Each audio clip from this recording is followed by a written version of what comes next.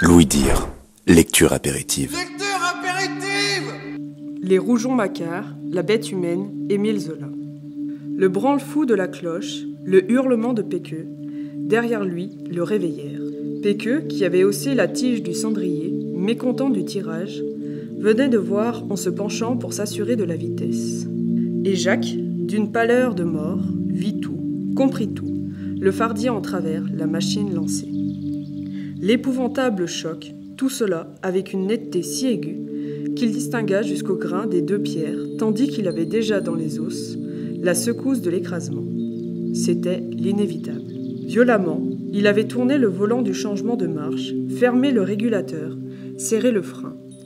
Il faisait machine arrière, il s'était pendu, d'une main inconsciente, au bouton du sifflet, dans la volonté impuissante et furieuse d'avertir, d'écarter la barricade géante là-bas.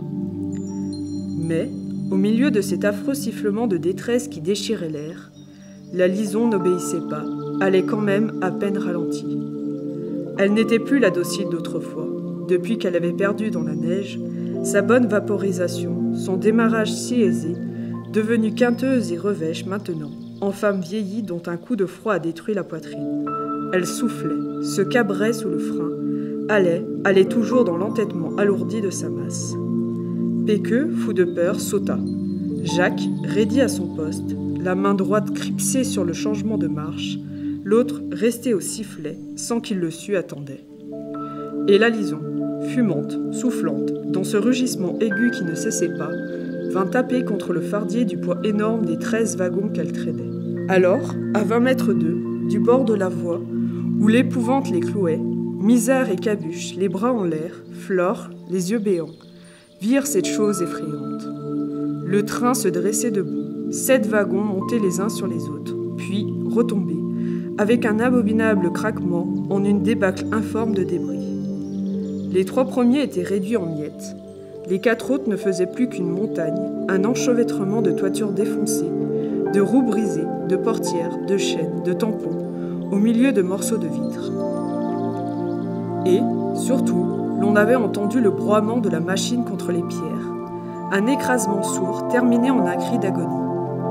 La Lison, éventrée, culbutait à gauche par-dessus le fardier, tandis que les pierres, fendues, volaient en éclats, comme sous un coup de mine, et que, des 5 chevaux, 4, roulés et traînés, étaient tués net.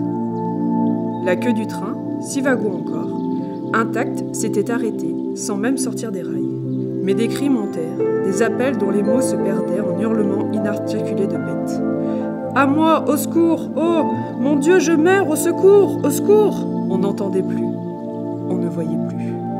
La Lison renversée sur les reins, le ventre ouvert, perdait sa vapeur par les robinets arrachés, les tuyaux crevés en des souffles qui grondaient, pareils à des râles furieux de géronte.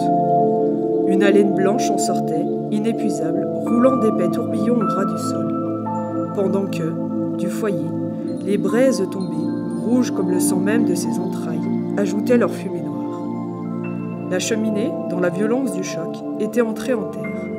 À l'endroit où il avait porté le châssis s'était rompu, faussant les 2 longerons, et, les roues en l'air, semblables à une cavale monstrueuse, décousue par quelques formidables coups de corne, la Lison montrait ses belles tordues, ses cylindres cassés, ses tiroirs et leurs excentriques écrasés, toute une affreuse plaie bâillante en plein air, par où l'âme continuait de sortir, avec un fracas d'enragé désespoir.